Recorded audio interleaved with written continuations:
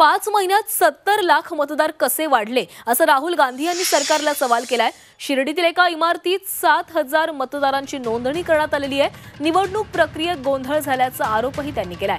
आणि ही बातमी आपण पाहतोय महाराष्ट्रातील 70 लाख मतदार संख्येची।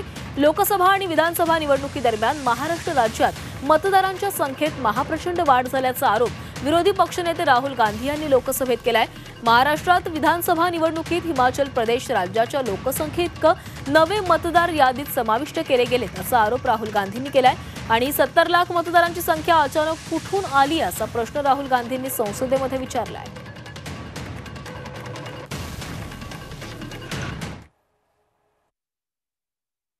More voters were added in 5 months in Maharashtra than were added in 5 years in Maharashtra. जितने 5 साल में ऐड हुए उससे ज्यादा 5 महीने में ऐड हुए, आखिरी 5 महीने में लोकसभा चुनाव के बाद। सर, एक बिल्डिंग है सर शिरडी में, एक बिल्डिंग में 7000 नए वोटर एक बिल्डिंग में ऐड हुए सर। एक बिल्डिंग में 7000 नए वोटर ऐड हुए सर।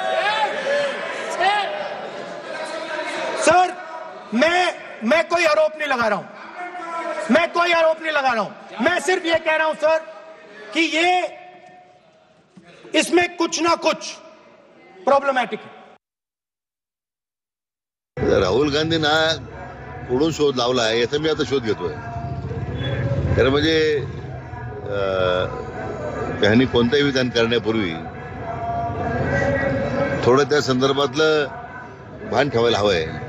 मला वाटतं राज्यामध्ये जे प्रचंड जनादेश भारतीय जनता पक्षाला मिळालेला आहे त्याचं एक फार मोठं दुःख विरोधी पक्षाला आहे। कारण महाराष्ट्रातल्या विरोधी पक्षाला नेता सुद्धा ठरवता येत नाही, तेवढं संख्याबळ सुद्धा नाही आहे। त्याचं मला चिंतन राहुल गांधींनी करण्याची गरज आहे।